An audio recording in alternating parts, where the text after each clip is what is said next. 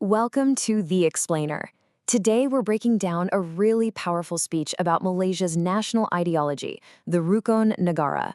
We're going to explore why its 5 principles are being held up as an absolutely crucial guide for the nation's future. So this speaker, Yasmin Sophia, she doesn't open with a simple hello. No, she kicks things off with this incredibly stark warning. She's talking about a deeply traumatic moment in Malaysian history, and she uses it as the foundation for this whole discussion, basically arguing that if we forget it, everything is at risk. Okay, so here's how we're going to break this down. First, we'll look at the history, the problem that actually created the Rukun Negara in the first place. Then, we'll dive into the speaker's analysis, which she builds around 3 core pillars. And we'll wrap it all up with her powerful call to action. Right, so what exactly was that bloody event she mentioned? And how on earth did such a dark moment in history lead to a national philosophy that's all about unity? Let's get into it. This is the moment she's talking about, the 13th of May riots. And you have to understand, she presents this as this deep, critical wound that the nation's leaders at the time knew they had to heal. They realized that to move forward, they had to transform this moment of terrible division and violence into a reason for unity. And it's right from the ashes of this crisis that the Rukun Negara was born. You know, it wasn't just some nice set of ideas. It was specifically designed to be a practical framework, a real blueprint, to make sure that history would never, ever repeat itself. So here they are, the 5 core tenets that are the bedrock of this whole thing. You've got belief in God, which is meant to ground the nation in shared values, then loyalty to king and country to build a shared identity. After that, supremacy of the Constitution and the rule of law to make sure there's fairness and order. And finally, courtesy and morality to literally shape the character of society. Now, the speaker's main point is that these principles are being forgotten, and the nation is paying the price. So let's dig into the first pillar of her argument. She takes that first principle, belief in God, and expands it into this broader theme of faith and, maybe even more importantly, mutual respect. So the whole idea here, she explains, is that this first principle is designed to be a foundation of respect for all beliefs.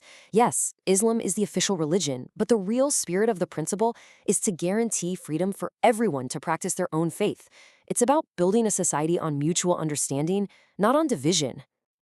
But then she flips the coin and shows us what she sees as a really harsh reality. She points to these very public, very specific examples of religious mockery, from insults against Islam to making fun of other faiths, and she argues these acts directly attack the national unity this principle is supposed to protect. It's like poisoning the well of mutual respect.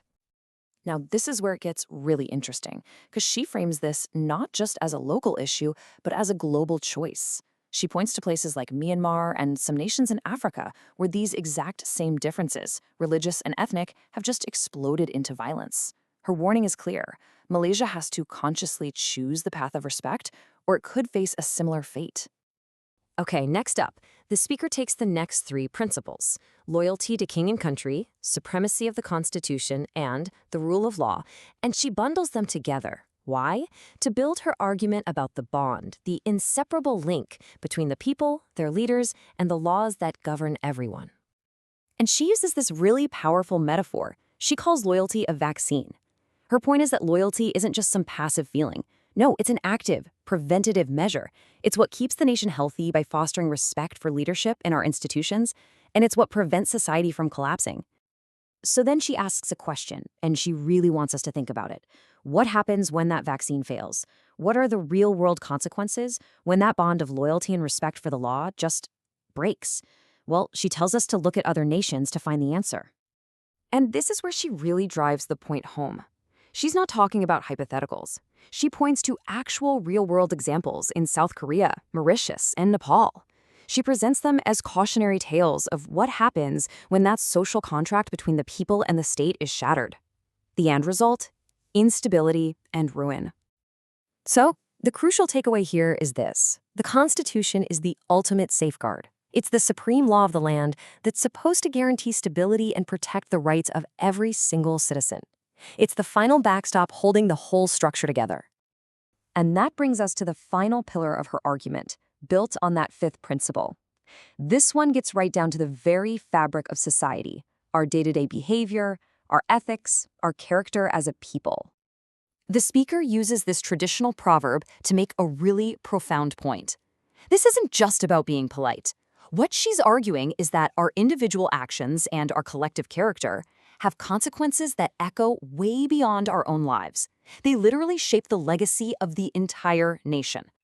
And here, she paints a pretty troubling picture of what she sees as a serious decline in social values.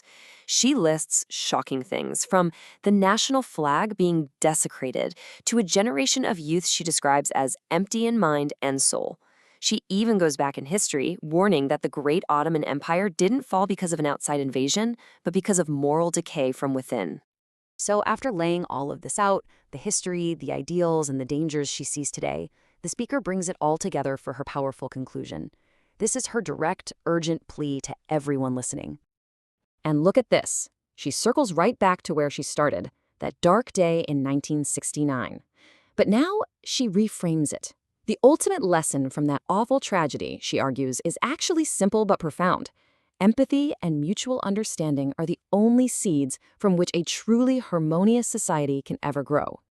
Her core message is a direct challenge. It is not enough to just know the 5 principles, to just recite them from memory. They have to be lived, they have to show up in our actions, and they have to be guided by reason and wisdom. And with that, the stakes are suddenly crystal clear. This isn't just some academic debate about political philosophy anymore. In her view, this is about national survival, and the biggest threat isn't from the outside, it's the nation falling at its own hands. And she leaves us with this final, hopeful vision. A beautiful metaphor, really, for a strong, unified nation. A palace of civilization built not on sand, but on the solid foundation of these 5 principles.